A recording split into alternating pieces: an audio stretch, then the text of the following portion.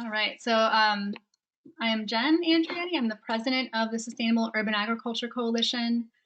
Essentially, we're based in St. Petersburg, Florida, and our mission is to help people grow healthy food in the city sustainably.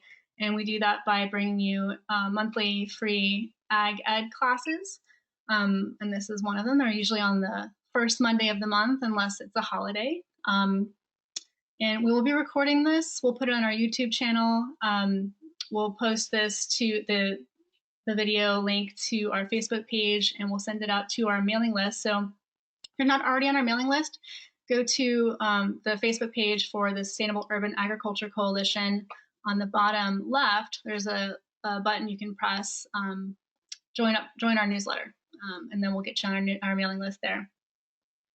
So real quick, let me pull up my presentation.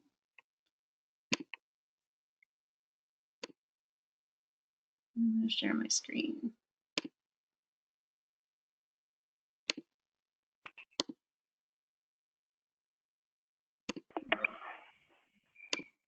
All right, a way forward. So first of all, Sustainable Urban Agriculture Coalition is an organizational member of the St. Pete Time Bank, whose mission is to support the growth of a time-based community that teaches its members to exchange goods and services without the use of cash.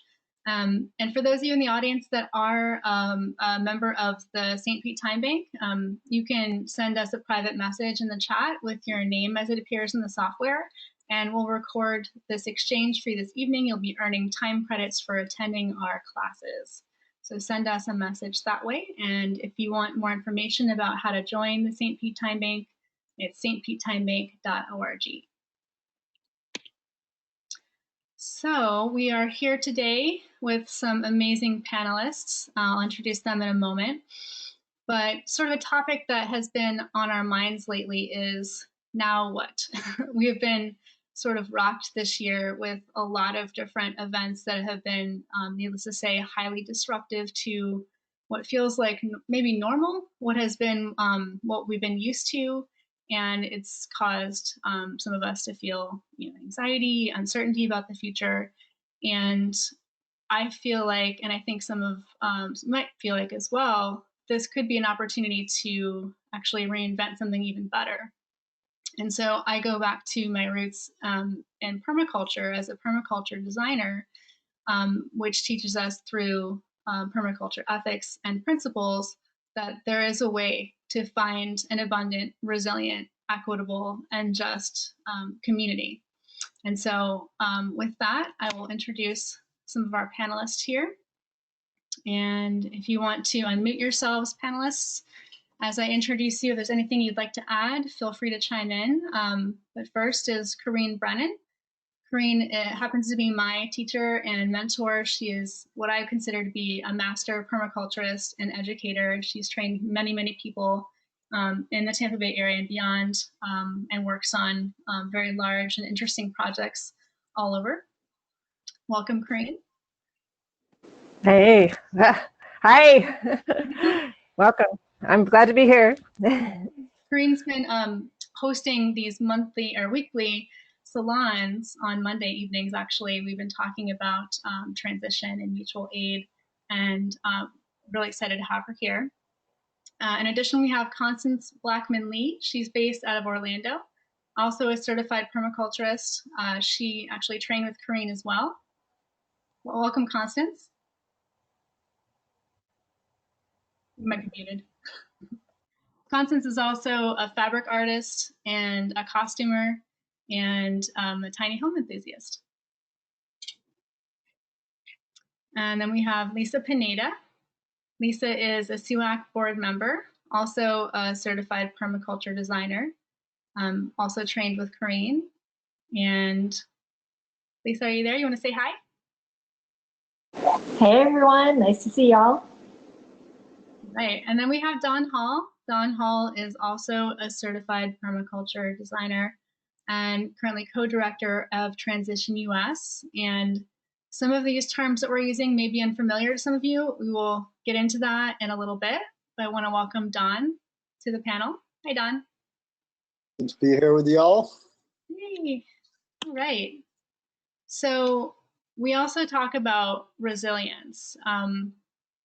The word resilience, it really, what it means is to bounce back. How do we recover when changes come about, we feel knocked back? How do we ensure that we spring back, not just personally, but in the community? And so I'd like to sort of turn over the mic to Corrine, if Corrine wouldn't mind doing a little bit of an introduction on permaculture, what it is, how it pertains to the situation that we find ourselves in, where we're dealing with disruption due to the pandemic. We're witnessing people standing up for racial justice. We're looking to contribute to various movements to improve our social, our society, basically. Corinne, would you mind introducing a little bit about permaculture and some of the ethics? I have some slides that go along with the ethics as well. Great, great. Well, permaculture overall is an integrated design approach to life. And it really started with agriculture, but it goes across culture. It applies to all human environments and the natural world, and really our relationship between humans and the natural world. And how can you have an ethical relationship? How can you have an abundant relationship for all living things? And it really came about through a lot of observation of how natural systems work and how humans interact with those systems. And as a result, some principles were developed, some ethics were developed. And one thing that I really love about permaculture design is that everything is done within context of these three ethics. They're very simple ethics, and they're the context for everything. And the world would be quite a different place if everything that we did was in context of some form of ethical framework. So the three ethics in a nutshell are care for the earth, which is pretty obvious, and care for people, and then fair share. And when you put these three together, you have to think in the terms of whole systems design. And when people only care about the environment or only care about people, then you start getting in trouble. But when you care about both people and the earth, then you start coming up with some brilliant designs that really enable both to survive well. And of course, that means all people. It doesn't just mean people who already have stuff. So how do you design for people who don't have stuff? And I really love permaculture because the principles, because you're working with the abundance of nature, you are able to bootstrap yourself up. There's a lot of opportunities, even in very difficult situations, which I've been in a number of. That third ethic has a few permutations to it. Some people call it share the surplus. And in nature, everything is shared. Nothing is wasted. Everything is food for something else. Everything is constantly exchanging energies with other things. And this is one reason why a field full of seeds can turn into this massive forest, which has such abundance and ability to support millions of creatures in a large old growth forest, because of the efficiency of the energy exchange. And when we block those exchanges, or when we don't exchange fairly, when we don't consciously look for ways to ensure those flows are open and we are really exchanging with each other, then you don't get the abundance that we're capable of as humans, and you certainly don't get it from the natural world. So share the surplus is an important concept to increase abundance for everyone.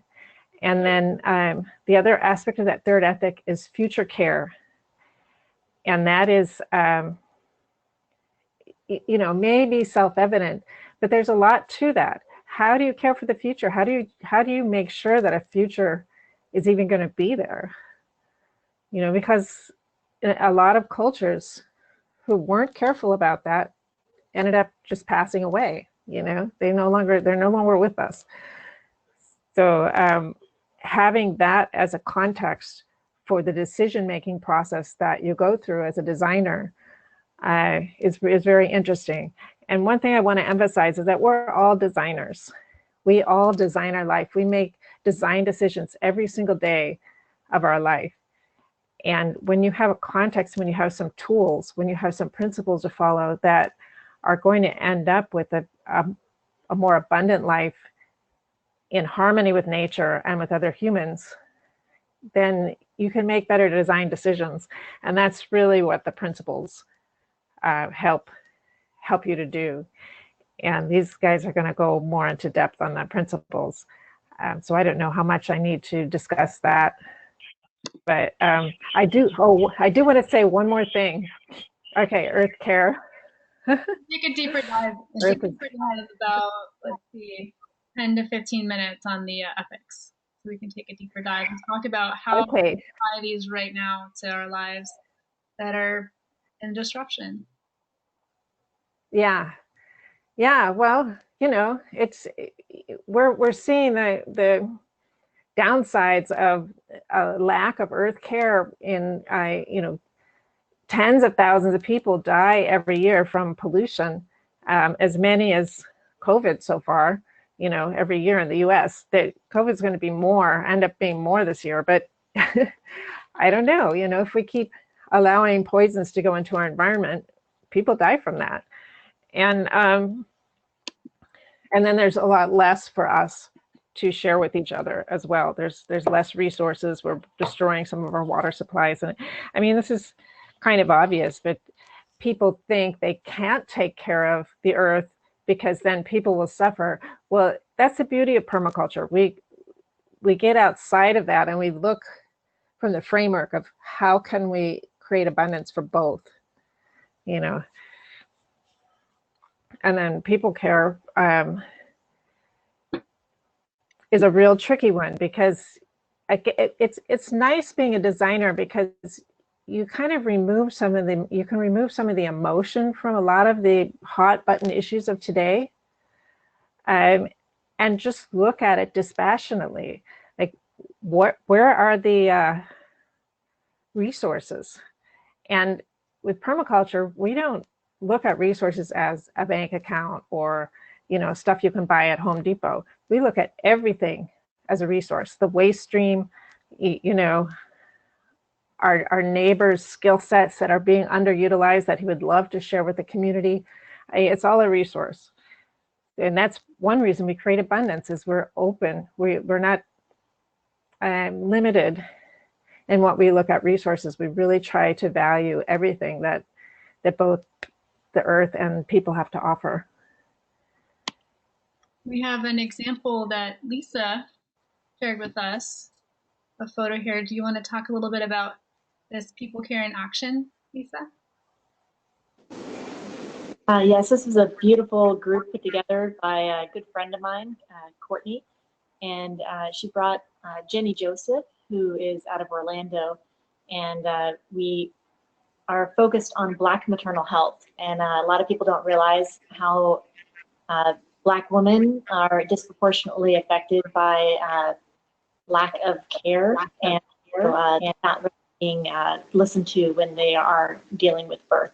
So there is a special training that Jenny Joseph does that she brings throughout the country in areas which are affected by really poor maternal health infant outcomes. And St. Petersburg is one of those areas, Tampa Bay as well. This was last since February 2019.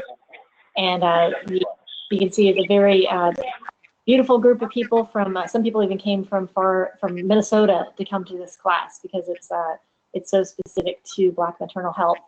She also does do special training for Indigenous peoples as well.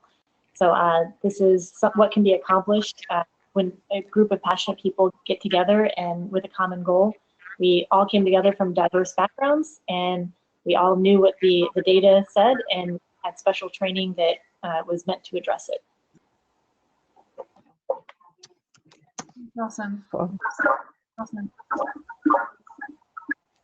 Okay. And then, oh yeah, we do have Fair Share, talking about fair share and equity Sometimes folks, when we think about fair share, it's everyone gets an equal slice of the pie, but we have to kind of assess sometimes and say, okay, is there a group or an individual or an element in our system that might need more attention or resources to get it to the same level, right? So it's not necessarily we all get the same size piece of pie, but we might need to nurture or provide other resources to bring people up to the same level that everyone else is at. What do you think about that, Kareem? Anything you want to add to that? Well, you know, the nature, how does nature deal with that? Nature provides an excess, so and provides it in a way that it can be utilized. And I think that's really key, because there's a lot of excess in society and a lot of it just gets wasted, and then it pollutes, because that's the definition of pollution, is excess in the system that can't be utilized. So, you know, what if we were just more conscious and more thoughtful about how we're using our access? Because, you know, at that point, there's enough for everybody to get what they need and to flourish and be brought up to their full potential. And I always like to show examples. Oh, go ahead. It takes thoughtfulness. It takes, you know, it doesn't just happen by itself. You know, because there's a lot of factors in society that block flows, and humans are good at that. We'll block water flows that could feed a whole area, that could feed entire villages, and we won't think about that because we want to put a block there for some reason, and we're not thinking about the downstream effects. So you know, some people don't feel they have permission to be designers and think about that. Be thinking about, hey, I have all this excess here that I'm really not using. Where could I invest it? You know, where someone could be benefit from it, and you know, the entire society wins. Yeah. Yeah. I mean, for me, I look at my garden, for example. I've been making compost in the community for over 3 years now. So I have a lot of things growing back in my backyard, in my front yard too. And I have more than I can use. So I'm always thinking, you know, who could use some plantains?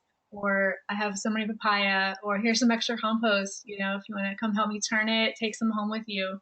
And that it provides other functions as well. I'm sharing my surplus. Someone else is benefiting from something I don't need, but I'm stacking functions in that. I'm also accumulating social capital. I'm making new friends.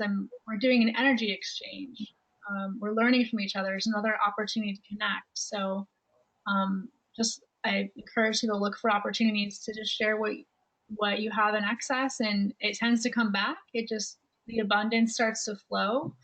And I've also been thinking a lot about surplus time during the pandemic. Some people have found they have more time, and instead of filling it with hours of scrolling through social media, and that was kind of a strategy for me in the beginning. Now I'm thinking about how do I take my surplus time and actually work more on social change and on the change that I want to see in the world in my community. I think we have another photo. Oh, this is a photo that Lisa shared with us. Do you want to give us some background on this photo? Yeah, kind of the picture kind of speaks for itself.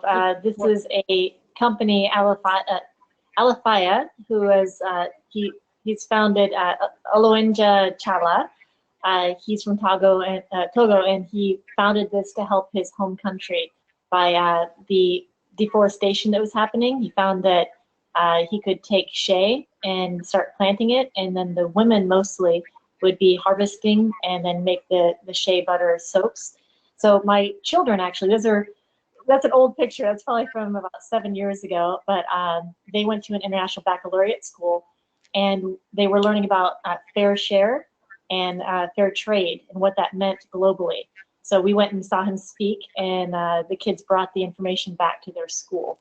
So there's some amazing people out there that are already utilizing permaculture principles like fair share and people care So this is a thriving business now. This is kind of when he first started it, but now it's thriving, and many, many people are able to earn a livable wage in Togo because of Oluenja.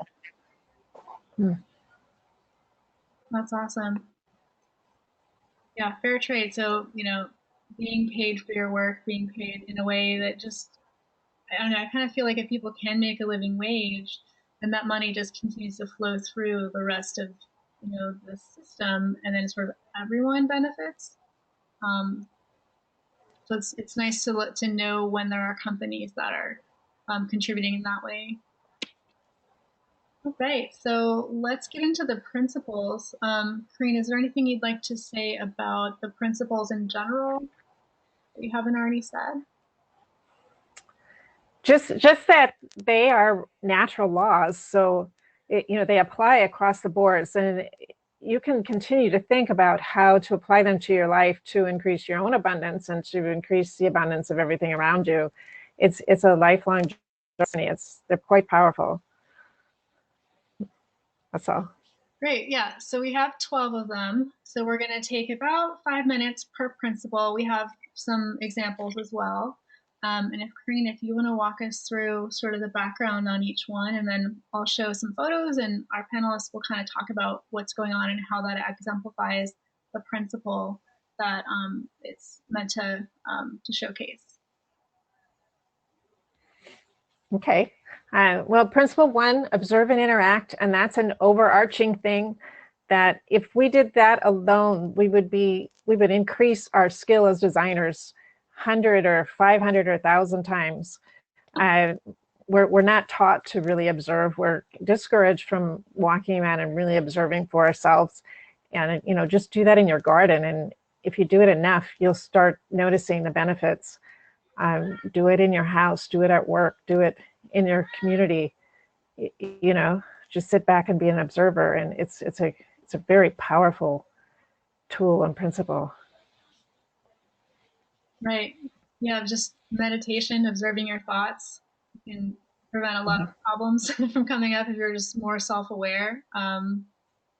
Just observing your environment without technology can be really helpful, and something that I definitely like to do more now. Let's see what photos we have here. This one is from Constance. Constance, would you like to describe a little bit about what this photo is doing here and how it relates to observe and interact? I think you're on mute.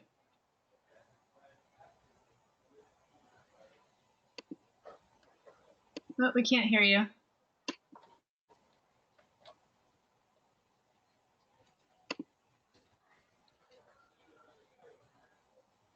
I think we're having some issues. I'm not able to unmute you. Okay, you can hear me now. Oh, yes. Okay. Yes. This picture of Lake Fairview, which is a series of 3 lakes together. Yes, 3 lakes together. And this is the Orlando Lakefront Tiny Home Park Village where I live. And these are tiny homes on the lake, which gives us excellent opportunity early in the morning at any time to come out and sit on your patio and just overlook the wildlife that's on the lake. As you can look very closely, there is a in the water, that little white thing sitting there on the water's edge. And one thing that I got from just sitting out and watching the lake early in the morning to observe and interact is how can we use some of this lake water to water some of our gardens that we have. I have a friend that uses lake water, and I noticed that her garden and her yard is so lush all the time, all the nutrients and things in the water. So if you look at the water's edge, things just naturally grow there without any type of cultivation. So interacting, just spending quiet time to quiet the mind, quiet the soul, to just begin to look to see how the natural system interacts without any human intervention, and try to mimic that system. So it's something that we should do more often, just to quiet our minds, especially with this tiny home being in the middle of the city. You can't tell. It looks pretty peaceful. I know. That's awesome. Let's see what other photos we have. Oh, this one's from Lisa. Lisa, would you like to tell us about this photo? Yes, this is some of the kids in an after-school program. It was called the Steaming Hot Summer Garden, and steaming was for science, technology, engineering, art, and math. But it was called that also because it was really hot. It was the back of a building. It was all cement, and we had been doing earthbox gardens, and the kids were so hot when we would go out there that they loved to be out there, but not during the heat. So we noticed this area that was right up against the building that was just mulch and some utilities. I think there's another picture later showing it, but there's like air conditioning units and everything, and it just was a utility area. So it created shade at the time of day that they were out there. So we decided to go ahead and plant a food forest there, and the kids loved to bring their little chairs out there. And this is when it was first planted. Later on, you know, they were full grown. There's some papayas there, the cranberry hibiscus, all sorts of plants get really big, and it cooled off the entire area. So this is the second year that I was doing this program. So yeah, it's just seeing that there was an unused area that provided shade made this garden possible. And the kids were the ones that came up with this idea. They were observing. Mm-hmm. Yes. Kids tend to notice things that we don't. Yeah, that's literally what they would do. They would stand against the wall of the building. That building was like 3 stories tall. And they would stand there while I taught in the Earthbox garden. And I was like, this is silly. I'm standing in the sun. We could just plant right over there. So yeah, they were all just huddled over there against the wall in the morning time. But this is west facing. Yeah, so this is, I think, it's such a critical step. This step can save so much time, whether you're talking about designing a garden, looking at interacting with a social group, or starting a business. It's like really observing, seeing what's in the marketplace, seeing what's in your environment, and working with the energies that are present towards your goal. I feel like has been such a big game changer for me, at least. Um, just gathering information, asking people for, and what have they observed as well, can save time and your yield out of whatever you're producing. Number 2, catch and store energy. What do you say, Kareen? Hi, well, yeah, there's a lot of ways you can do this too. And again, you think about defining what energy is. It's anything that comes into the system that you can use. It's emotion, it's life, it's physical objects, it's people. You know, think in terms of how you can utilize that energy more.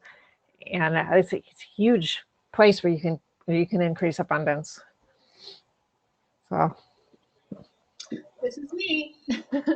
This is a blue house. As you can see on the roof, I've got some solar panels there. So obviously those solar panels are capturing the sun rays that are hitting the roof.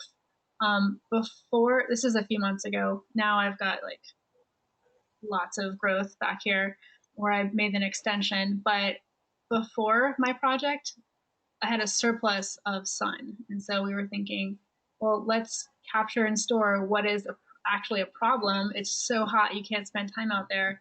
Let's make use of it. Let's make hay while the sun shines, right? Collect it. And it's actually the savings on the solar installation in my home is going to pay for the garden several times over. It's going to pay for home improvements. It's going to pay for itself after 5 years. So just looking at opportunities, whether it's your home or your garden or your organization, where can we capture and store the energy of people, the energy of that's present in the environment? And of course, in the garden, the plants are doing a good job of storing energy in the form of fruits and sugars and carbohydrates. And I get tons of pumpkins and squash and bananas and papaya from this setup here. And this photo is from Constance as well. Constance, would you like to give us some background on this one?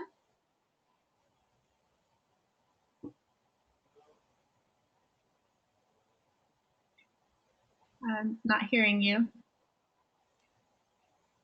Constance, I apologize. I'm muting everybody when one person's talking because of the background noise. So every time you'll have to unmute yourself.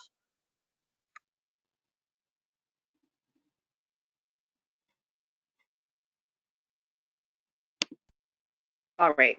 Here we go. Okay, thanks for telling me that. There's lots of, there's visible and invisible structures. And one of the things here at the tiny home village, there's a fire pit, a large fire pit with seating and grill down by the lakefront. And this picture is my daughter. And in the morning, she goes and she does yoga so she can center her mind and capture the lake breezes. She breathes for the quietness and the peacefulness that's there early in the morning. It is surprising how quiet it is on the lakefront. But so yoga is a down, down by the water's edge. It is something that's very calming about the ripples and the birds flying, that it centers you. And so we talk a lot about the visible structures of growing food, water, things that you can visibly see, like water catchment, things of composting, but there's other things too that you can capture in terms of energy. And one is peace, which is one of the hardest things to capture, and to meditate in a quiet space. Something else that happens that happens at this fire pit in the evening, that when the residents get home in the evening, they will get a glass of wine, sit down at the fire pit, and just begin to chat with one another and share their day and share pieces of their life. And sometimes they talk about things they can do with helping another neighbor, another skill set that they can use to help another neighbor in their helping with a problem in their tiny home, because they're all tiny home living. So I think there are lots of invisible things, structures that's part of permaculture design that we can make use of, where we commune with nature. And this is one of them: having yoga early in the morning, or having a drink with your neighbors around a fire pit by the water's edge late in the afternoons, late in the evenings. That's the kind of energy that I want to capture.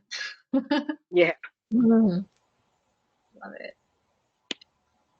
Right. Obtain a yield. Yeah, and sometimes people working in the community aren't so good at doing this for themselves and making sure they're fed so that they can continue their work. Don't get burnt out if you're working in the community. A lot of people in SUAC are out there, and we can get together and use permaculture principles to make sure that we are obtaining enough yield to keep our energy up and go forward. And it's the same thing in your garden. If you're not obtaining a decent yield for the work and time you put in, then back up and think about the design tools that you have to increase your yield. Yeah, that's a good point. When we're working in community or we're working for social change, a lot of times in a grassroots sort of movement, there's a lot of energy and passion about getting something started, and oftentimes we don't stop to think, okay, I need to think about self-care or care for the others involved in the movement. And so it's important to think about the other ways that we can obtain yield. So one way is people think of commonly is getting paid, so financial capital, but there's also social capital. It's like what yield can we gain from being around others in our social networks? What types of living capital, can we exchange plants with one another and have a different type of gain?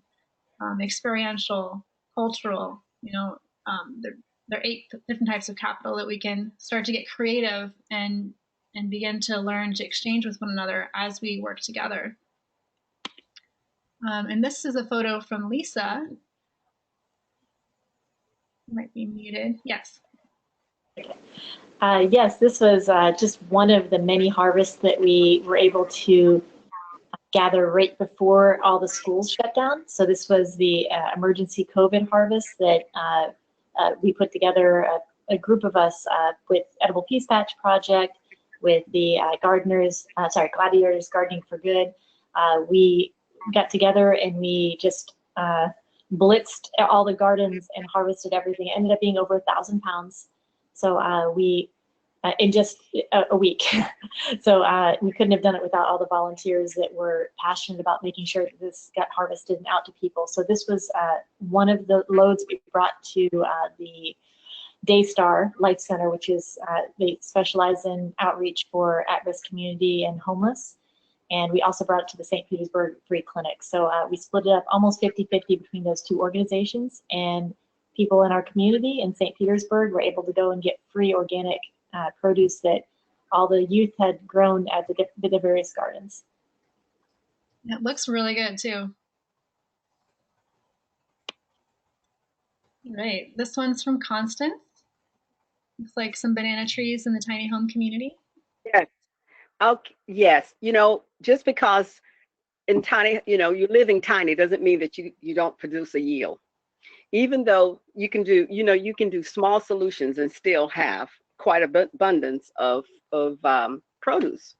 And this is one example of it. If you notice in the top to the left, right outside my bedroom window, to the right is a tiny home and to the left is a tiny home. And so we have just small pieces of earth between the tiny homes.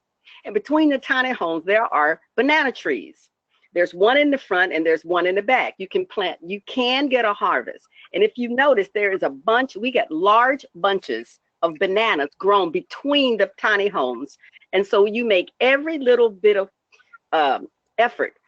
Small spaces can give you a big yield. If you harvest every banana that's grown in this tiny home, we probably could fill a cart. And that's an example of it, of having high yield in doing in small spaces that you can still have a yield. And that's a perfect example. Matter of fact, that's the end of my so-called food forest. On a concrete pad is in the front, but there was a little bit of earth in the back, and you can produce bananas. So tiny homes, small solutions, you can have food resilience. It's all permaculture.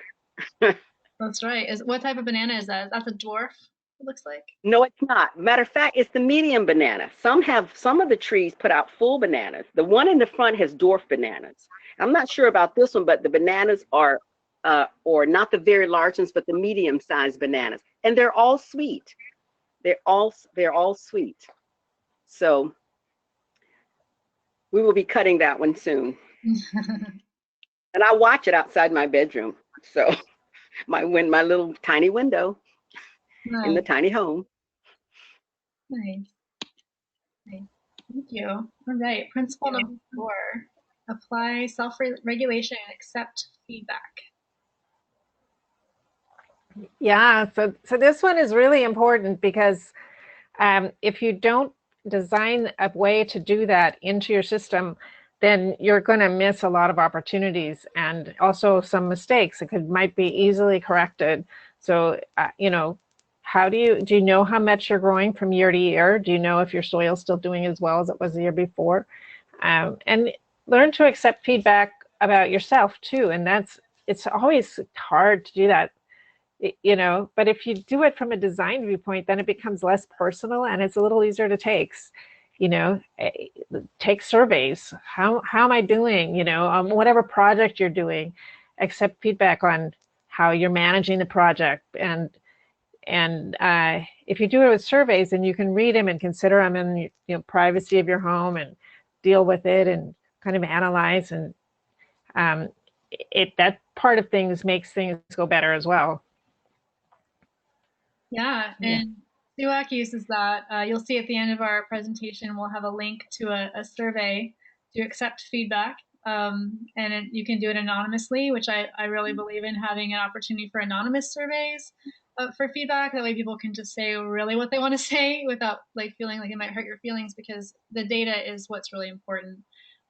We want to know, what can we do to make it better? What did you like? What would you change? It's all very important. That way we can continue to make sure the design is current and present and ever evolving. This is a photo shared by Lisa.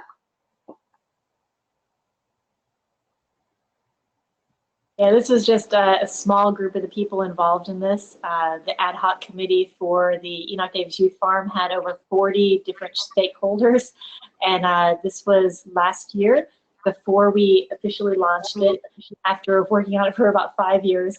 So this is a group of, like some of you can recognize, it's Albert Reisenberg, there's Ray Wunderlich, Laura Aldaney, Sharobia Davis, Ken Welch, he's a commissioner, and there's a little girl in the front there. I didn't ask her mom, but I can just say her first name, Jalen. She's a sweetheart, and she was even involved in it. So we had all sorts of community members come and take part in this charrette to decide what we're going to do for the youth farm. So it's very important to get buy-in from the community, not just the stakeholders who are funding it, but having the people that are going to be utilizing it really give their input. And a lot of the things that they came up with were not things that the stakeholders had in mind. So yeah, it's very important to get that feedback from a broad group of people. That's right. That's right. Okay, and this photo is from Constance. Oh, yes. That's a very interesting photo. Look at the things in this picture. I used to keep buckets, compost. I actually had compost underneath the tiny home. And I started to accumulate quite a few buckets and pots and tools and everything underneath the tiny home. Well, you know, one thing, I was cited. When it was time to, at the month's end, I got a little notice on the door that you're going to have to take all that stuff and find a place for it. But you cannot, one of the rules here was you cannot store things underneath your home. You know, aesthetics are important too. And if things start to get a little untidy. Well, this was a great solution. It not only did I quickly correct the problem, but it also initiated better organization and much better efficiency. A repurposed rack is in the back of a tiny home, and it stores more than I could put underneath. There's tools. The one with the wheels, that's a compost bucket. I use 5-gallon buckets for my compost and waste and kitchen waste. There's soil there. There's even a spare tire there. On the left side, the small jars, that's where clippings are, and that's where my table for my work table. And I even put a long trough up there so I could grow zinnias for the pollinators to come. So you see, quickly correcting, because I got that citation, I quickly corrected, and I thought about what he was saying in there, and I thought, right, he is so right. But look at the results of correcting an action, and it was to my benefit in the long run. This two repurposed cart is much more efficient than I ever could have thought of. It's a great example. Yep. So I got feedback, and that was my feedback. Saw another way to solve this problem, and it looks a whole lot better in the long run. That's great. All right, principle 5, use and value renewable resources and services. So this is just a really basic ecological principle that, you know, if we don't, we're going to run out sooner or later. And people that's already happening for different parts of the world, and it creates scarcity instead of abundance. And the other advantage is that if you steward them properly, they're easier to acquire, and it creates more opportunity for people to have what they need. Those are just a couple of little things about that subject. Cool. And this photo is from Dawn. Dawn, I'm not sure if you're muted right now. There you go. I think I'm unmuted.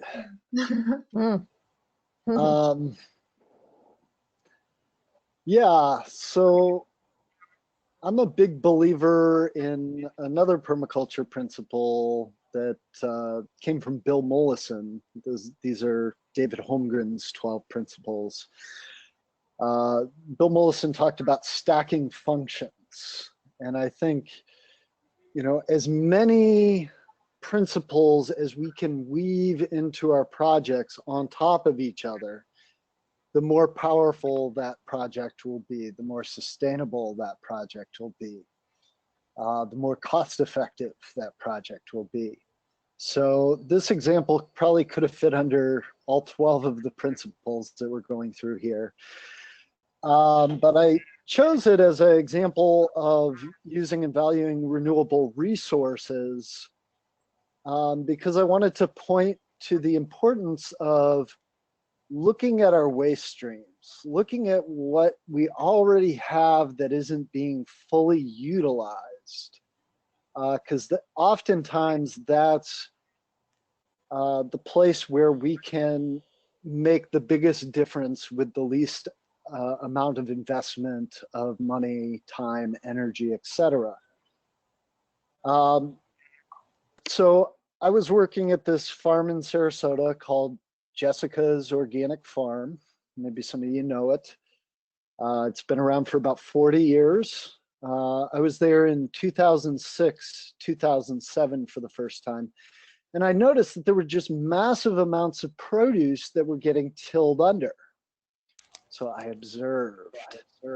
And I saw that there was just a tremendous amount of waste. Yes, this produce was going back into the soil to enrich the soil, but we had already gone through all this trouble to grow it for people.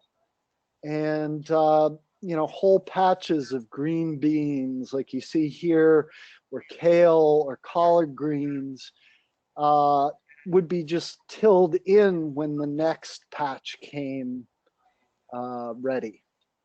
So we would bring in another renewable resource, which is volunteer power. We particularly have a lot of retired folks here in Sarasota, so that's in abundance. And we go out to local farms, not just Jessica's, and harvest whatever surplus produce that they couldn't sell. And the biggest thing for me was that this was a win-win-win-win. So we provided this produce to local food banks to give folks that rely on food assistance an option for healthier eating. We would provide the farmer with a tax write-off for that produce that they could not sell. Small farmers are often struggling very much economically, as you might know. For the volunteers, they would get to go home with a big bag of produce at the end of the morning, usually about 2 hours, so maybe $20 of produce. And for us, we were able to have a very effective program that continues to this day, that's donated over 350,000 pounds of local organic produce to our food banks, requiring very little inputs of money, time. If we had tried to grow this much food from scratch, tried to find the land for it, started everything from seed, had to cultivate it, it would have been much more costly, and we probably could have done much, we probably would have only been able to do much less. So by harnessing this renewable surplus abundance, we were able to have a very effective program that cost very little and created benefits for everybody involved. This is an awesome example. And you make a good point. There is abundance everywhere you look if you look. And if you have a good local network where you can put out requests, let's say like Transition Sarasota has a good network, the St. Pete Time Bank has a great network, other great groups in the area. I find that just all I need to do is ask, and it's there, and people are happy to share because we're all sharing with each other. What do we have here? Okay. Principle 6, produce no waste. This is a good one. So this is a challenge, but again, it's a way to create abundance. If we just start thinking about how to use our waste for different purposes, there's many ways. There's just endless ways to use waste, and it's a creative process. It's very gratifying, and I'm sure people will have some good examples here. But the waste has two problems. One is the extraction is very damaging for that product, and the manufacturing, the transport, and then when you waste it, you have more toxicity at that end of things. So, if we can figure out how to reuse things, repurpose, compost, and all those things, then we cut down on so many pollution problems, and it's also a way to create more abundance for people. Win-win. Absolutely. So I'm going to talk about compost. So this is the Blue House. This is my place. And like I mentioned before, I've been running a community compost initiative for the last 3.5 years. And at one point, I think it was a couple years ago, I calculated roughly I make probably 20,000 pounds of organic compost a year. It's probably more now. I just kind of stopped measuring because it's more than I ever thought I'd ever make. But thanks to the community, I just put out the request initially in the St. Pete Time Bank and said, hey, I have a compost bin. I want to make compost. I don't make nearly enough food scraps at my place. Will you bring me yours? And people were like, yes, don't want to throw this out. I see it as not waste, but a resource. So do I. Let's make it happen. And so as a result, I've got all kinds of amazing things growing, and people are happy to come and connect with the project and meet each other, and we share ideas, and collaborations happen because of it. And so if you're looking for a way to do this near you, there are a couple of resources to find either a community composter like myself near you or become one. And so one platform is makesoil.org, and then another is sharewaste.com. I happen to be on both. So yes, you can find the nearest community composter near you and see what they accept and get started. And then this was over the last few weeks, I have been receiving surplus food from a food drive every week. And to me, it's heartbreaking to see this much. And a lot of it is, I don't know, edible. Like you see those boxes of blueberries. I probably received 30 boxes of 30 pounds of wild, mostly frozen blueberries that had I had a jam making operation at a large scale, I would have been able to use all of it. But I did manage to get 7 or 8 boxes into the hands of people that were able to cook them, to eat them, which is a much better use than composting, which is what I did. On the right-hand side, I basically, with a couple of friends, we socially distanced compost, one on the other side of the bed, just chopped it all up, and we made a lasagna garden bed. We put mulch on top, and it's slowly breaking down over the next few months, and I'm going to be able to plant in this bed. So just another opportunity for a gardener that's looking for free soil. It's here. You just need to put a little bit of sweat equity. Maybe grab a friend and get to it. And then here's a photo from Constance. I don't remember what this one's about. Maybe you want to tell us a little bit about that. Oh, it's the footprint of the tiny home. Okay. I'm muted. Youth and value diversity create small niches and more system resilience. I think that was what it was for. Because tiny home living uses less resources because of a smaller footprint and smaller lifestyle. Was that it? And the way you can have diverse elements and create many niches is to share compost and things with your neighbors. Now this is the neighbor that's right in front of me. And so what we do, it's when I have an overabundance of something or she has something, we share. And she didn't know, she is not a permaculturist, but she loves to garden and grow things. So I, when I make compost, I, even though it's in buckets, it's more than what I could use in the little edges and niches and things and pieces of earth that I snatch and grow things in. So what I do is I share it with her, and that way I can create a diverse, another diverse element in my design, and I try to make sure that it produces more resilience, because she starts producing, I start producing. If I get the next neighbor to start producing, then that the tiny little pieces that we produces abundance. That's the way you can produce abundance, because where I live, you cannot produce everything you need around where you live. It's a very small community of about 40 homes. And so, and it's all on the lake in the circle. So this way, I can share it with the neighbor and she can start producing, and together we can have a bigger harvest. So diversity is the key for resilience, really. You have to bring others in. I also plant in other people's backyards. You know, some things I want to plant takes too much time, so too much space.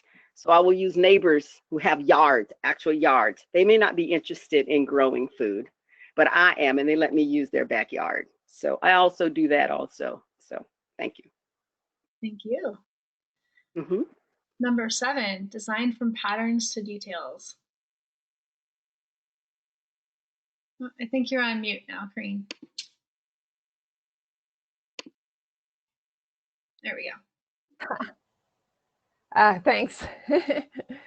Yes, this is a tough one because we're so used to designing for detail. We think in details, we do so much in detail, but when you step back and look at the pattern of what the patterns in your garden, the patterns of the seasons, the patterns of the community, the patterns of your own behavior, it's really a rich area to observe, and you can really increase your yield while decreasing the amount of work you do when you actually take the time to observe them. And sometimes it does take time. You just got to sit back. It's one of those meditation things where, you know, if you just took a little time every week or every day even to just think about the patterns of the day, the things that you observe, and start looking for patterns and not just details. It's very revealing and very helpful. It's a big part of whole systems design. Is this where biomimicry comes in, where we look and see how nature does things and kind of copy her to do things better? Nature has some really interesting patterns, and if you work with the patterns of nature, then you're going to work a lot less hard. If you're doing anything with the natural world, you'll also be able to damage nature much less in your interactions with her. So it is very important to recognize those patterns from an ecological viewpoint and a sustainable viewpoint, but also just it's just interesting too. It's really fascinating to see these patterns in life. But yeah, it's ecologically, you care of the earth, care of people. Sometimes you can really heal something or improve relationships or things if you can just step back and look at the patterns and think about ways to maybe avoid destructive patterns of interaction or increase helpful patterns. You know, that's a really useful tool. I like what you said about sort of working with nature instead of against her. And I think about the American lawn and how when nature sees a vacuum, she wants to start growing a forest. And the different stages of succession often include weeds. And Americans are in a constant battle with their lawn. And I just love the idea of, well, if she wants to make a forest, I'm going to just help her and put forest elements in that I want to eat. And it makes life so easier. And I just go home and I eat my landscape and I don't have to mow. Very pleasurable. There's nothing like just going out and foraging in your backyard, right? Okay. This one's from Lisa. Do you want to talk about this one, Lisa?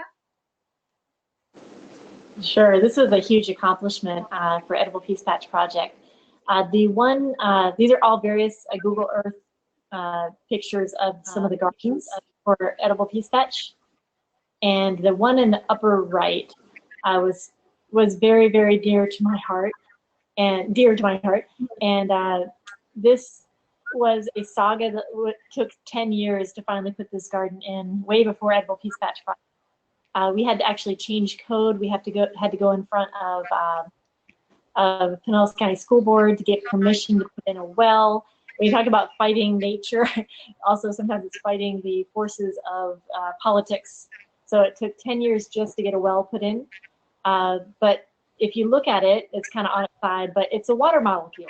So it has the two circles and on kind of like Mickey Mouse, the big circle in the middle, and then the two smaller ones for hydrogen on each side. So this was a battle to get water so that we'd be able to have this garden. And this was a modified hugelkultur because it was in a very dry portion of the property. And we put very deep beds that went down 3 feet with some water catchment at the bottom of it and logs and everything to act as sponges.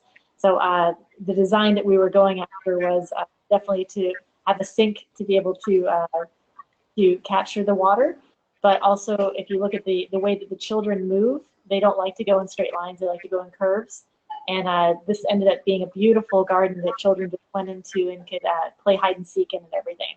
So this was taking down to the molecular level, the water molecule, making it mean something to everyone that had been involved for so long and fighting to get this water put in. And then having it be, this was a huge garden. It's different now. It became a raised bed garden, but when this was put in, we had over 300 volunteers that came out over multiple Saturdays to install this garden back in 2011. It's really cool from, I guess, Google Earth. Yeah. Earth. Yeah. And then we have this Yes. spiral tree, is it? Yes, this is a very interesting design. Talk about following patterns of nature. This house, this tiny home is in front near the lake that gets the lake breezes, and the sun comes in at a very interesting angle. So what the homeowner, I took this picture and included it because what the homeowner did was to observe to see what was already naturally growing there. And she told me when I was talking to her one evening when we were sharing one evening down by the lake at the end of the day, it was the beginning of COVID-19, matter of fact, I was talking to her and we were sitting around the fire pit and she said, yes, she said, I put in things according to the way things were going. It already was going in a spiral. Some of the grasses and some of the natural elements and things that were indigenous to this part of the Central Florida. So she put in, she noticed that vines wanted to grow a certain way. So she put in potatoes. And since since we have very small spaces, she's one of the few people that actually have a little bit of a yard that goes around the corner in the park. So to keep the sweet potato vines that she planted from growing out in the road, she put in boards to go up to the tree. And sure enough, they began to follow the pattern because she noticed things had started to grow around the tree. So on the shade side, she put in her herbs and some of the other shady types of plants. And then on the other, and the certain grasses that didn't need some of the bright sun on the southwest side. And then on the side that's facing the way, so it started to be a spiral. And I really like the way the vines began to climb up the tree instead of going into the road.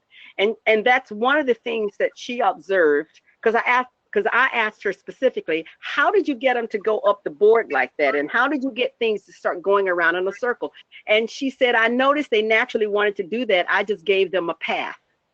So she guided them away from the road. If not, potato vines will grow all over the street. You have to keep cutting them and blah, blah, blah. Things look untidy. So she trained things to go.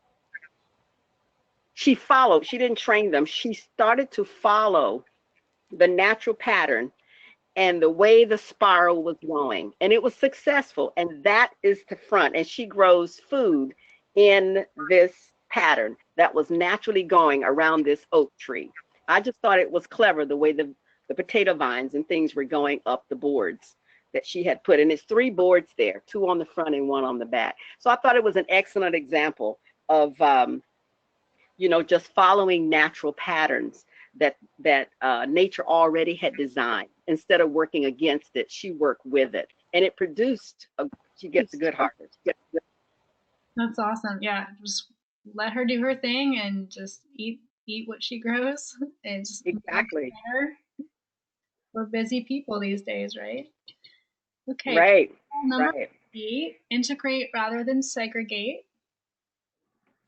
Yeah, that was a really nice example. All of these are. It's great to see these. Yeah, integrate. This is such a fundamental part of permaculture that it could be like the most fundamental principle of many fundamentals. But if you can think of a way to integrate your energies or your resources or your waste stream or any other these other things that we're talking about, the patterns, if you spend that time, again, the designer time to think about how to integrate these things, again, you can just increase your yield so much. And to the degree we can do this as a culture, we're going to benefit so much. But if you want to talk about resilience, think about the ways that you can integrate more into your community, how you can work together more closely on whatever way you're comfortable doing or that draws you. There's just so much more resilience in a system that is integrated than a system that is segregated and behind your closed doors in your suburban home or any other form of segregation. So it's a very, very powerful principle. Has applications in a very wide range of situations. I think about the algorithms online that sort of create echo chambers where we just kind of hear the echo of what we kind of already know to be true. It's like, can we get out of that and start talking to other people that have different views or different perspectives? I think that's a learning experience, right? This Yeah. picture is from Dawn, transition to Minnesota. Yeah, so when we started Transition Sarasota off, we were doing a lot of education and a lot of discussion groups to really observe and interact with our community and kind of see what our community was calling for. And it's food.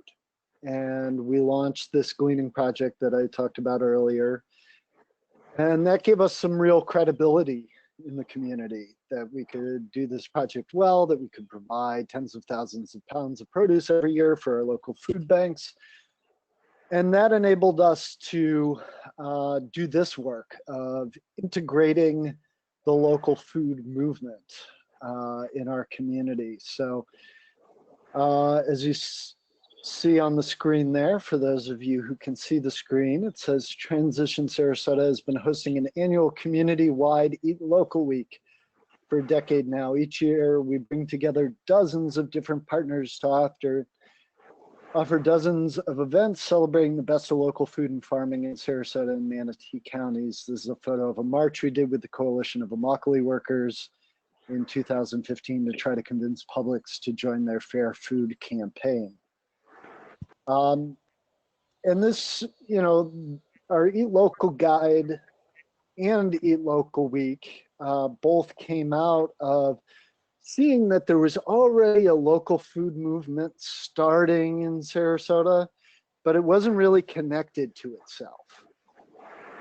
So it was all kind of dispersed, people doing things in little pockets. And I think, like SUAC does in St. Pete, we wanted to serve to connect the whole local food movement, to encourage collaboration and to amplify the voice of this movement so that more and more people would hear about it, see that it's important, see that it could be beneficial to their lives, and to get involved, which is a different approach than you see sometimes. The exact opposite of this would be back in maybe 2012, my friend Michelle Silva had a little aquaponics farm, and she was trying to break into the farmer's market that was just about a mile down the street from her. And they told her, we already have too many farmers. You know, if you come into the market, that's going to be a problem because it's going to take money away from the other farmers. Now, there were only 2 actual farmers in that entire farmer's market. And when I wrote a petition to the Philippi Farmhouse Market to ask them to let her in, I talked about, you know, sometimes we think we have this little teeny tiny pie that's called the local food movement, and we're all fighting for little slices of it. And that's just BS. You know, this is a very limited vision. The whole food system is huge. It's $1 billion a year industry in Sarasota County. So what we need to do is enlarge the share that the local food movement is getting, so that all these farmers, all these markets, all these producers have that kind of abundance, and we're sharing the surplus around and creating a prosperous community through the local food economy. So I think that there's many synergies that come about when we integrate rather than segregate. And that's what this work with our Eat Local Week and Eat Local Guide is about. And I'll post some links in the chat if anybody wants to learn more. Please do. And I just want to be mindful of our time. I know we have some more slides, but if we can be as pithy as possible for the next few principles, then we can make sure we have plenty of time for Dawn to talk about transition and how transition can help us on some of these issues locally. Lisa, do you want to talk about this slide? Sure, yes. This is a group of people that I actually invited more people, but these are the ones that were able to come out this day. And I won't introduce all of them, you can recognize them, but it goes from landscape designers to permaculture designers to environmental specialists to teachers. So a wide variety of people who are all interested in the sustainable urban agriculture vision. So this was very eye-opening because people brought up points that we hadn't really thought of. So anyway, so this is instead of excluding the one person there that was actually he mows lawns, and I wanted to invite him because he and I were talking about. I met him because he mowed lawns on our street, but he wanted to get out of using gas. He said he wanted to grow food because he loved my yard. He would stop by and I'd give him some of my food from my garden. And he said, this is what I want to do. I don't want to be mowing lawns the rest of my life. I want to be growing food. So his input was very valuable about potentially doing something like fleet farming here in St. Petersburg. That is really cool. Okay, principle number 9, use small and slow solutions. So this one is very resilient and sustainable and regenerative because you're not putting a bunch of resources into something that isn't going to work, basically. Try something in a corner of your yard. I tell a lot of the clients that I work with, farmers especially, who are putting themselves at risk if they switch their whole system over to something more regenerative, tell them, well, just try, 1/100th of your farm. Put it into this permaculture system or into a agroforestry system and see it and learn the system, learn how to do it, see how it does for you. That way you're not putting your whole farm at risk. And that's one example. There's many more, but just try something out and then see how it works. Yeah. This is an example from Constant about small. Yes. Yeah. This is very interesting, these 2 pictures. At the beginning of COVID-19 started in March, I decided, what can I do I don't have a lot of space, and I'm just one person. How can I have the greatest impact and the greatest, uh, uh, uh, what can I do with the time that I have? And people are going home, and the fear level had risen, I mean, tremendously. Even toilet paper was getting scarce. So I decided at that time I would pass out small bags of moringa. On the left, remember I said in the last picture that I use other people's yards to grow food. I do not have a lot of space to grow big moringa trees. So I went to a friend's house, and I have a 20-foot moringa tree, huge, in her backyard. Well, we went to harvest it, and this picture is harvesting the moringa. These are just the limbs off the tree. This is my daughter, and she's carrying it to the car. I can't tell you how much moringa we harvested from that one huge tree. On the right, at the same time, when I was passing out the bags of moringa, to little bags to friends, neighbors, relatives, anybody who wanted to try moringa, I decided, well, what I can do, a small solution, is to boost people's health. So I was passing out moringa. I planted 30 moringa seeds. This is the harvest. 15 little trees popped up. So from that 15, I decided that after about 3 or 4 months, when they got to be a foot high, all the people that I had passed the little bags out to, I would now give them a tree to plant in their yard so they can continue using their own moringa to help them to boost their health. So actually, this is a small project that had the most impact on people's health. Yeah, you start small, and so it's like putting something in a sandbox. To talk about like software terms, it's like when it's small, you can kind of correct little problems and learn and experiment. Then you can expand like you did, right? Right. The tree was planted about 3 years, 3 years ago. So the tree, so I just had to harvest it and then distribute it out. Cool. And Lisa, this picture? Yes, this is, I think it was 2014. It was in my previous house. It was just a small little garden right outside my kitchen. And it just had some ornamentals in it. And we took it out and we put in a whole variety of herbs, because I really wanted it to be a culinary garden. My son there, who's now 19, he was interested in culinary. But all of them died except for the rosemary. And the rosemary completely took over the area. For a while, I tried to keep cutting it back, and I kept putting more herbs in. They just didn't want to grow there. So we ended up with this huge rosemary that ended up, kept cutting, big cuttings of it. We kept making, rooting them and giving them out. People would make medicine out of it. So that rosemary tree, that is about 8 feet wide by 2 feet deep. It completely engulfed that whole corner once we let it go. And even with cutting it back, it got to be 10 feet wide and about 6 feet tall. So we started very small with a variety, and had to change course, but it still ended up being a very abundant rosemary bush. Love it. Thank you. Right. Number 10, use and value diversity. So one thing about diversity is, well, a simple way to look at this is, if you grow nothing but watermelons and your crop fails, then you don't have any other food. So of course, if you grow 20 different things and one crop fails, then you still have 19 crops, and you're more resilient that way.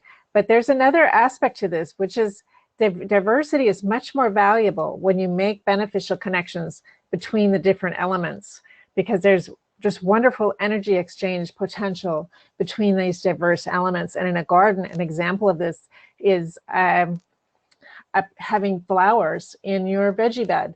And if you have the right flowers, then they bring pest predators to your vegetables, and those pest predators will take care of the pests, and then you don't have to. So there's just so many examples.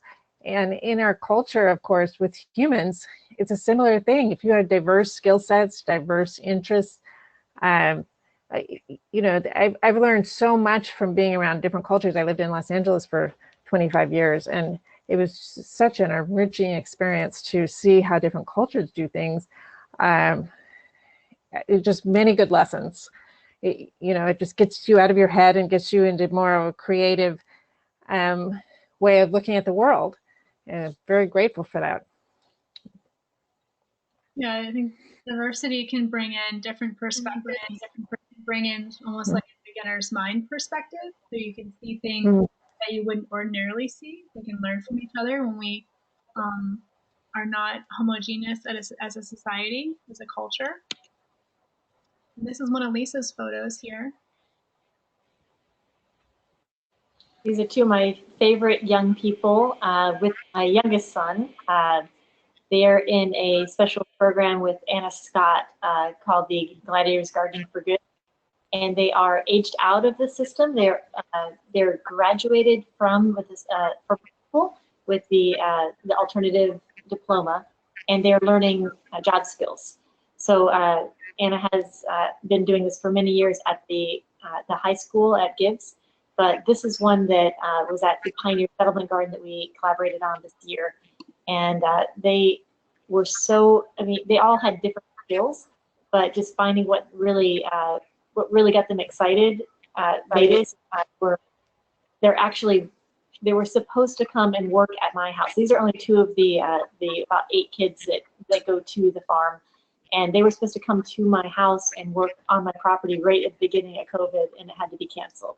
So hopefully when this gets sorted out, we can have them over. So they actually get skilled enough, especially they are very skilled at finding nut sedge. They were really good at that.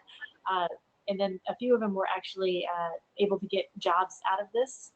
The young lady right there is an example that she was able to get an internship with some of the job skills that she was able to learn. So never underestimate what people are able to do. These young people brought so much joy into my life and into my little guy's life as well, with how inclusive they were and loving, and also with how they really did become very good intern. Very cool. And then this last photo is Yes, that photo. That's a community garden at the in the village. That it's right in front of the lake. It has a beautiful lake view of Lake Fairview, and in the front of tomatoes. Now, they started this last year and had hardly no interest. Only a few people came to try to plant in those boxes. Now, at COVID-19 started, we're getting much more interest. I didn't even go. I mean, I was not involved in this project last year. But this year, I think what I'm going to do, talking to others, to get this project going and try to introduce permaculture design principles, especially if I spearhead it. So this is a project of trying to get more diversity, understanding what the needs are, who are the gardeners in the village, because they're there. I see it around the village, and to get us together so we can have more of an effect and become more of a cohesive force in food resilience and helping others and passing out more food in our little 40 person, 40 home community.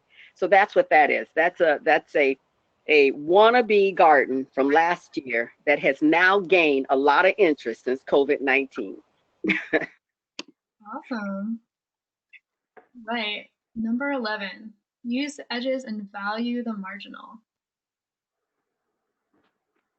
So this is a very subtle but powerful principle, and the edge is where there's a lot of energy, and this is something that you can look at and think about and observe for yourself as far as how you can utilize the edge. But the edge is a place where we often forget to use it, and one simple example would be a garden bed that's like a raised bed. Planting things right on the edge and letting them drape over just gets you much more yield out of that bed. Sometimes we plant purslane or something on the side that we can then harvest from that bed. And using the edge of society is very interesting too. And sometimes the edge is in maybe the rural areas or the areas between the rural and the city, or the edge between cultures. And there's a lot of very interesting edges where there's a great potential for exchange of knowledge and energy and other valuable things. So. I like the edge between my sidewalk and the compost bin at my place because I get all kinds of energy from neighbors, the neighborhood, people that I wouldn't ordinarily interact with because I've made a permeable edge between what is normally a private space and a public space. And there's so much richness that has come from that exchange. Wow, nice. And this is Lisa's photo. This is another view of that garden with the young kids at the end. So you can see all of the utility equipment, all of those, the stanchions that are holding up poles and everything. So literally this was a completely unused utility area right in back of the building. And it ended up producing so much food and so much joy because the kids were able to go in there underneath the trees, and it ended up being really beautiful as well. Came out much better than I thought it would. So this is, and you can see some of those stanchions. There were some vines that we put at the bottom, the Malabar spinach, and it was, I wish I had a finished picture, but it had the Malabar spinach running up those stanchions as well. So it kind of hid the ugliness of that area. They will run up whatever. I can attest to that. All right, and here's our last principle. Creatively use and respond to change. And I feel like this one is so pertinent right now. It feels like there's nothing but change. And this is when I start to realize how powerful this principle is. That's where my optimism comes in. And I've felt like nowhere near optimism like a few months ago. And now I'm like, okay, but there's so much potential because we can get creative, because we can come together, because we can, you know, make our own news. We don't have to just sit there and be subjected to this crazy news cycle. We can work on stuff, and then we can become the news, right? So, okay. Yeah, that's great. That's really beautiful. And yeah, it really is an attitude that you can cultivate, and we can help each other cultivate it and encourage each other to respond with creativity to these difficult times, because there is tons of opportunity in times like this to change things for the better. And you know, the attitude is everything on this. And it really helps when people around you are encouraging you to do this, to apply this principle in a helpful way. We can do that for each other. And you know, I really try to spend a little bit of time every day thinking about, am I doing this? You know, am I resisting change? People are having all kinds of reactions to change and considering it to be uncertainty, but we've always had change throughout history. There's been tremendous change, and right now we're in the age of change, so we really need to get used to it. And you know, consider it normal and be creative with it, and be joyful, and however we can.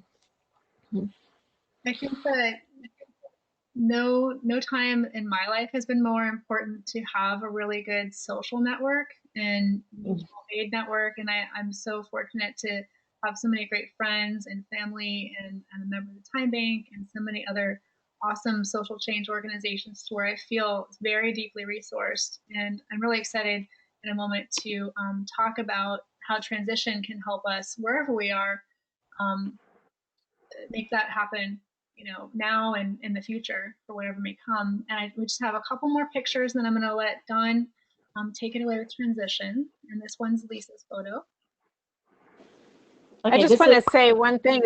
I just want to say one thing really quickly. If you're feeling like not connected up, then, you know, SUAC and some of these other organizations and our salons that we're having on Monday nights and intentional community meetings, you know, connect up with them through Grow Permaculture, through SUAC, through some of these, through Transition, through some of these other organizations, Time Bank, because it really is easier to deal with these kinds of changes when you are connected up. So please, you're wanted. Your skills and your energy and your viewpoints, and they're wanted. Absolutely. And at the end, we're going to share some resources in addition to emailing out links. So if you want to sign up for Corinne's newsletter, for the salon times and invitations, as well as transition, that'll all be there. Okay, so this was just taken today of a garden that we put in as part of the PermaBlitz about 3.5 months ago with small plants. And they're all, especially the bananas, they're over 8 feet tall. The cranberry hibiscus are 6 feet tall. Longevity spinach is 3 feet tall. So this is all food that right at the beginning of the pandemic. I rushed and did this in a totally unused area of my backyard. See the fence right there? It was just an area between a driveway, a walkway, and a fence. It's 12 by 12 feet, and so much food comes out of this area. And hopefully soon we'll be getting that the first banana spires. So you can really, again, adapt to change. This wasn't a planned thing to do this quickly, but when I saw the writing on the wall with COVID happening in China, I rushed and put in orders and got this, and we already are eating from the abundance of this. Especially Daniel, he likes walking along the walkway and just wrapping the spinach in the cranberry hibiscus as he walks along. Awesome. Abundant. Nice. All right. Now this is something that's planting along an edge, talking about the best use of an edge and getting creative. I took an 8-foot wide space right beyond those boards. If you can see at the back, you see the black bag and then the boards. Then the next tiny home starts. So you see, I created the blue thing is a worm bin. To the left is a worm bin. Right in front of that are food, collard greens, some other spinach. Corinne gave me some longevity spinach. It's sitting in there. She gave me Russian kale, red Russian kale. It's sitting in there.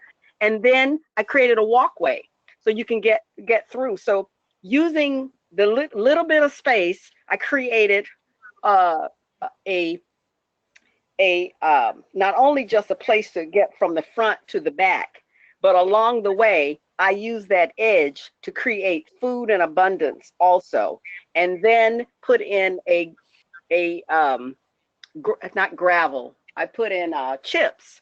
I put bags of just chips as a walking path, which also feeds the garden as you're walking on it. So that's one way to creatively use the space and to try to get a lot of abundance out of a big yield with less work, and they just grow without hardly no work at all. So that's what that picture is. Awesome. All right. So I'm actually, before we get into resources, I'm going to turn it over to Don, and I'm going to load, while Don's introducing, I'm going to load his slideshow on my screen. So I will transition to Don with Transition US. All right. Well, a lot of information to take in already. A lot of great examples. I will try to be as quick as possible here so we have as much as possible time for questions, but I'd say 15 minutes. Okay, great. 15 minutes.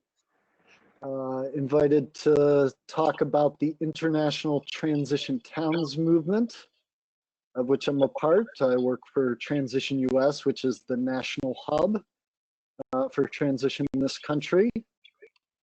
We support about 170 official initiatives. I'm hearing an echo from somebody's audio. 170 official initiatives in 38 states across the country. All are building local community resilience in food, energy, economy, healthcare, transportation, housing, governance, etc. There are many different ways to explain what transition is, but probably the easiest one, since we already know a little bit about permaculture, is to say that transition is basically permaculture under a different name. It shares all the same ethics of people care, earth care, and fair share. It shares many of the same design principles, and it looks at all the different petals of the permaculture flower. If you could click forward so people could see that. There's a little animation on this slide. Ah, there it is. Pretty little permaculture flower, which talks about the different domains that permaculture works in. Land and nature stewardship, building, tools and technology, education and culture, health and spiritual well-being, finance and economics, and land tenure and community governance. So permaculture definitely isn't just about growing food. It is about that, but it's also about applying these principles to all sorts of areas, as we've heard throughout this event. The concise way that we describe what transition is it's a movement of communities coming together to reimagine and rebuild our world. Okay, you can go to the next slide. And it actually emerged out of permaculture. If you can see the picture, the happy guy in the green shirt there is Rob Hopkins, who founded the Transition Towns movement. He was teaching a 2-year course in practical sustainability at Kinsale Further Education College in Ireland back in 2005. And he was basically teaching a 2-year residential permaculture class. He was a permaculture teacher before he was a transition founder. If you click through, in 2005, as you might remember, there started to be a new level of caring about climate change. That Al Gore's Inconvenient Truth had just come out. Can you go back just for a second? And that really raised consciousness throughout this country and around the world about global climate change. As well, we were learning about fossil fuel depletion, and particularly oil depletion, and looking at that as a serious issue at that time. So his students, motivated by those twin concerns about climate change and peak oil, decided to create a plan for their town called Kinsale 2021, an Energy Descent Action Plan. And it looked at their community, their food system, their economy, their educational system, housing, all those different aspects of life, and said, you know, what is the best future we can possibly imagine in 2021 with 50% less oil? And they spelled out what they would need to do every year to get there. And they didn't think much of it. It was just a class project. But it was eventually unanimously endorsed by the town council of Kinsale, Ireland, who put some money behind it. And it was posted online. People all over the world started to hear about this and respond to Rob saying, how did you do this? This is a missing piece. And he had to say, I don't know. I had a very unique situation. So in 2006, he ended up moving to Totnes, England. So you can go to the next slide. To prototype the world's first transition town initiative, Transition Town Totnes in the southwest of England. And these are a few of the things that they did in the first 2 years, which really set a template for how to do this work. That is sometimes called community scale permaculture. Not that permaculture doesn't work on the community scale, but we're more focused on the community scale versus the home scale or farm scale. So if you could click to the first example, I'll just do these in rapid fire.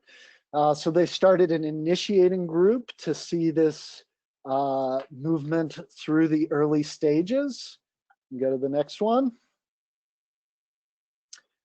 They started training people in permaculture skills, or what they called the Great Reskilling, offering a whole variety of classes and workshops and do-it-yourself sustainable living skills. Go to the next one. They held big community discussions using open space technology and World Cafe. This one was on a topic that was, how will Totnes feed itself beyond the age of cheap oil? Go to the next one. Out of that arose practical projects. So they, such as this one, where they planted nut trees all over the town. And there was the mayor in the shocking pink coat and the big bling. Their politicians are a little different over there. Okay, we can go to the next one. They created many partnerships throughout their whole community. This is a project working with local businesses called oil vulnerability auditing, encouraging energy conservation and efficiency. Go to the next one. They created their own currency called the Totnes Pound to keep wealth circulating locally. Go to the next one. They held big celebratory events like this one that they called the Great Unleashing, which helped to launch about 10 different working groups in their community on various topics. And then you can go to the last one. They did projects like Transition Tales, getting kids in local schools to imagine positive stories of the future. They also interviewed elders about what a life with less oil actually looked like and what they did. So they were involving the whole community, and you see how much this is just part of what they accomplished in the first 2 years. So other communities nearby started asking them, how do we do this, and started replicating their approach. In 2008, Rob Hopkins published a transition handbook to kind of explain this approach to community organizing, and that helped the movement spread all over the world. So you can go to the next slide. So currently there are about 1,200 transition initiatives around the world in over 50 countries on every continent except Antarctica, and every continent except Antarctica. And each one looks a little bit different. It's encouraged to really respond to the unique needs and opportunities in that local community. And so the model has evolved over time. Concerns about social justice and economic stability have come to the fore in addition to climate change. And we are a learning network coordinated through Transition Network at the international level. So we're sharing stories with each other of what worked and what didn't in our local community, and always trying to get better and more effective. You can go to the next slide. So transition also has a set of principles. You may see some resemblance to the permaculture principles. Yeah, you can just put them all on the screen in the interest of time. I'm not going to elaborate too much on these. We respect resource limits and create resilience. We promote inclusivity and social justice. We adopt subsidiarity. If a decision can be made at the local level, it shouldn't be made at the state level or the national level. It should be made by the people in that community.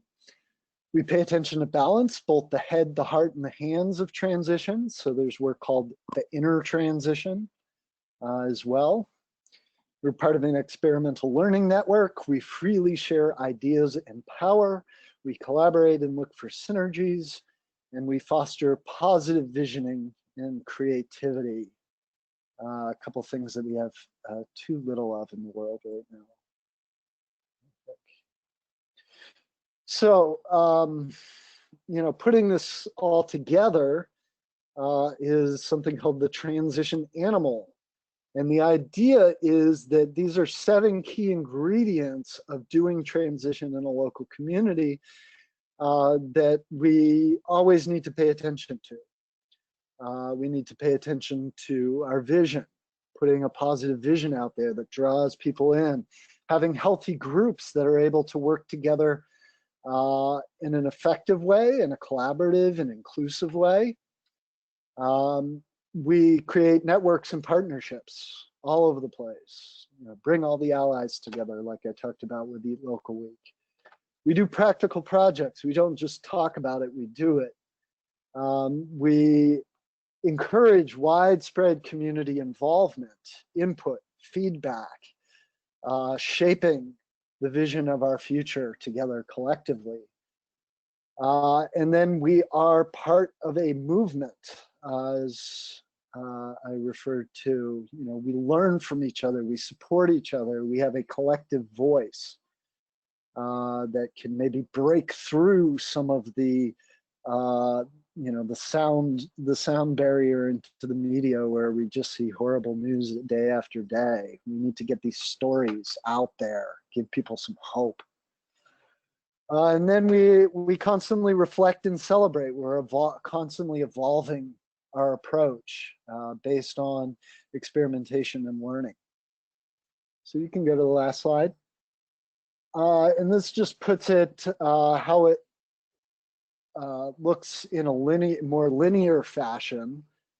For those who kind of think that way, forming an initiating group, and an initiating group does some awareness raising and education, brings a bunch of people together, gets a buzz going on.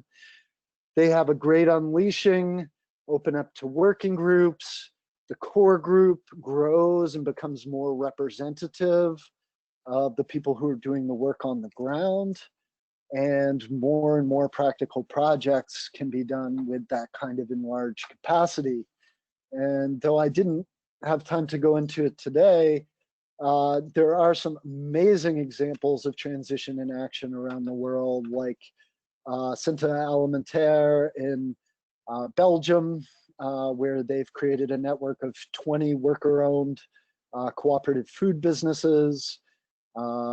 The Bristol Pound in England, where you can get it at an ATM, you can spend it at hundreds of businesses, you can use it to ride the bus and pay part of your taxes. So many other stories.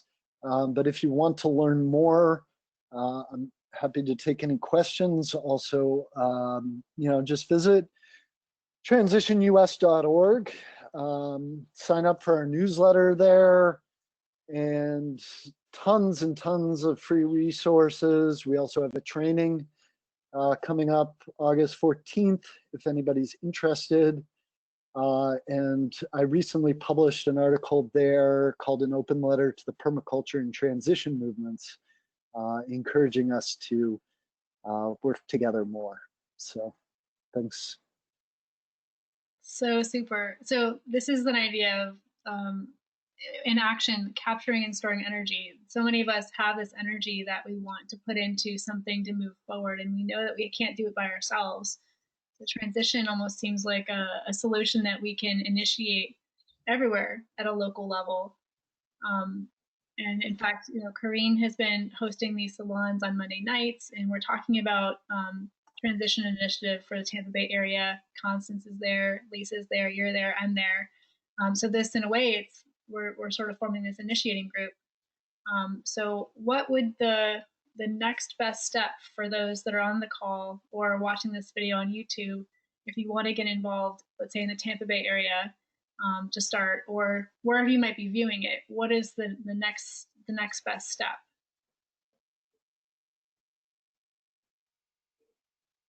I'm going to ask that of Don and Karine.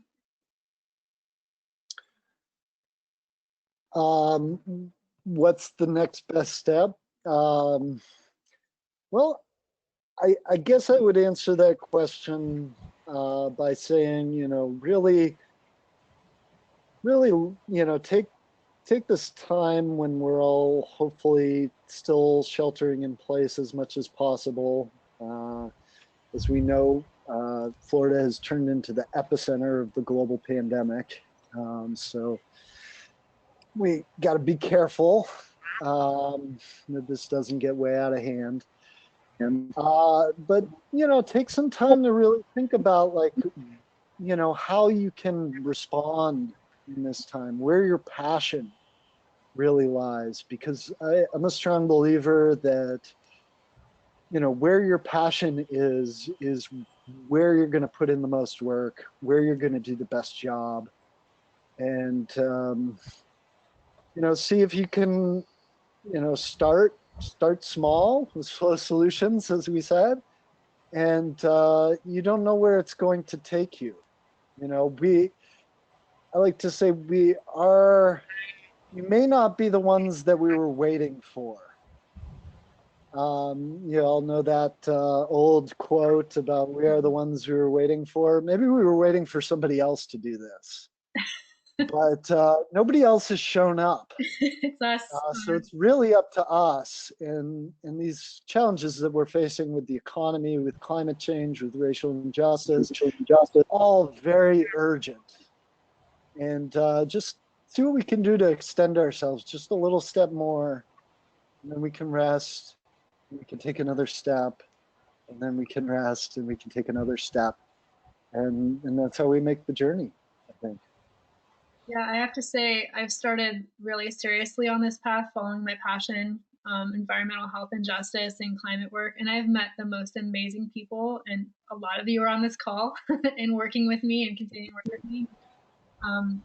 So thank you for being a part of that. I do have some links here. Let's see, let's go back. So if you want to access Corrine's newsletter, where she puts out information about how to log into her virtual salon conversations, you can visit growpermaculture.com.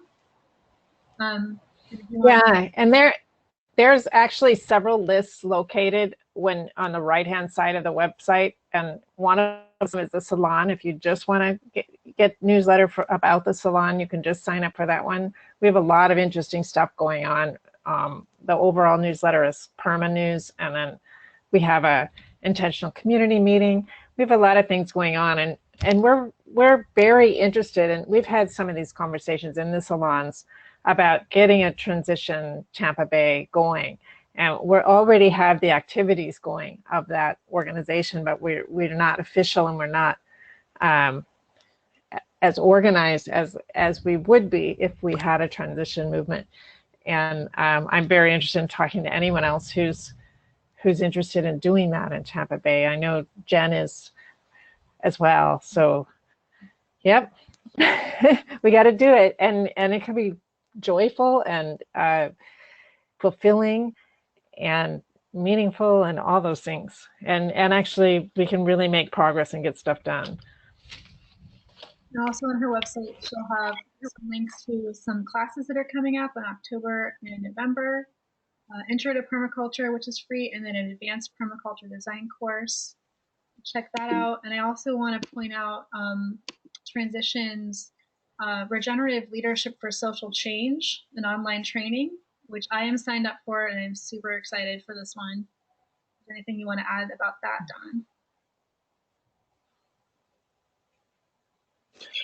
Don?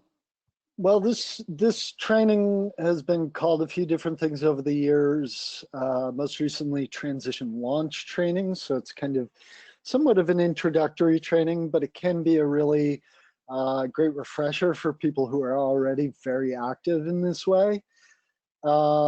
It's really been developed by those 1,200 transition initiatives all over the world, what we've learned about how to do this. So it's, you know, not just my experience, but it's the distilled experience and wisdom of, you know, 14 years of, you know, hundreds of thousands around people around the world doing this.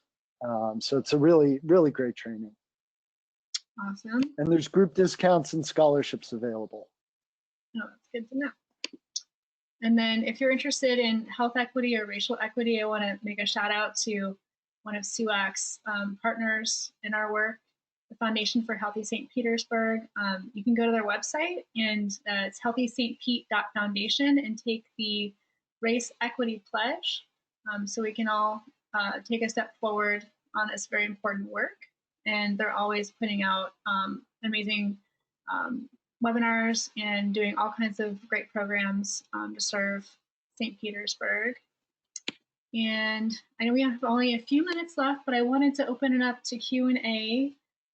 If you want to type your question in the chat, or if you want to unmute yourself, I can take a couple of questions. And also, once again, we're going to share this video link on our Facebook page and our mailing list, as well as any resources that have come up. So you weren't able to take notes, you'll have that information, just like our Facebook page, and click that link to sign up for our newsletter.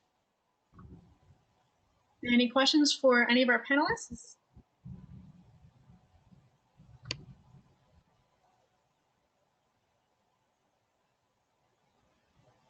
I'm wondering if people can unmute themselves or if we have to do it, Heather. Folks should be able to unmute themselves. Okay. And maybe if shutting it down. Okay, we can hear you. If you can repeat your question.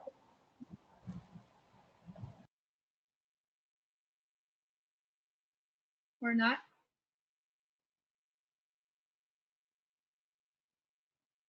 Were you going to say something, Don? I just heard something about shutting it down. Okay. Not a in the chat. Not a question. It's so awesome to see so many women on this panel. Thank you. All right. Well, it sounds like maybe we answered a lot of questions already, or folks are still taking the time to soak it in. It's a lot of information, and it's sort of it's been a longer journey for me to let the principles and these concepts sort of percolate. So if you're interested in learning more, like, there are definitely opportunities and groups to get involved with, including the one that we're looking to start in Tampa Bay. So yeah, maybe we could officially wrap up the panel, and we'll just leave the Zoom open for a few minutes in case anybody wants to just informally chat like we usually do. I'll go ahead and turn off the recording.